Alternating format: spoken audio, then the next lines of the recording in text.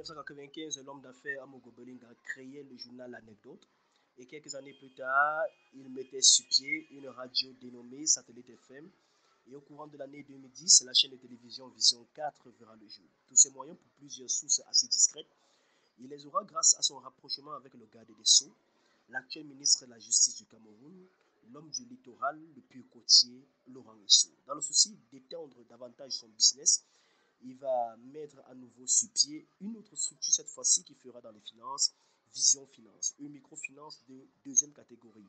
Créée le 12 avril 2019 avec comme directrice générale Stéphanie Boulemou, l'entreprise bancaire va s'étendre grâce au puissant réseau au cœur duquel se trouve son promoteur Jean-Pierre Amokobolinga. C'est ainsi qu'en un laps de temps, plusieurs corps des fonctionnaires vont recevoir leur salaire, primes, argent de mission et bien d'autres appuis financiers au travers de cette microfinance. Les militaires seront payés à Vision Finance. Selon J.P. Rémy Ngono, le journaliste d'investigation camerounais en exil, cette entreprise financière voit le jour grâce aux appuis financiers de 10 ministres du Cameroun encore en fonction.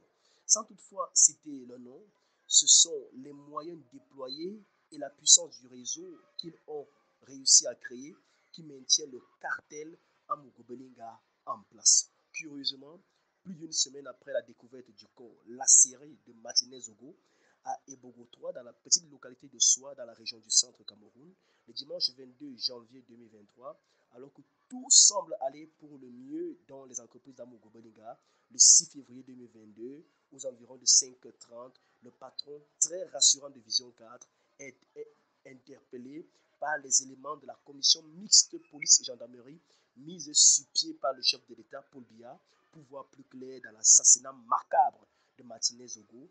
Il sera conduit dans un premier temps au groupement territorial de la gendarmerie du centre et ensuite au secrétariat d'État à la défense. Entre-temps, c'est la grande panique chez les clients de Vision Finance. Devrait-on encore garder notre argent dans cette microfinance? Sa structure bancaire a-t-elle été créée grâce au blanchiment d'argent? Ce sont les questions qui taraudent les esprits de ces derniers.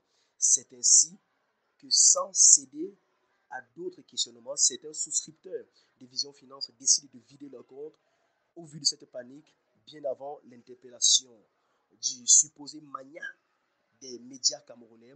Celui-ci, pour calmer la tempête qui s'annonce, s'improvise une visite tout de blanc vêtu en compagnie de Jean-Paul Fouda Abiga, son homme de main et son directeur des médias, Bruno Bidjan. Mais cette visite ne va malheureusement pas temporiser les choses. Ça sera la bousculade lundi 6 février dans les locaux de l'immeuble Ecan qui abrite Vision Finance et même le reste des jours. Certaines informations relayées sur les réseaux sociaux feront état du fait que même les employés de la structure vont pour certains tenter de vider en vain leur compte bancaire.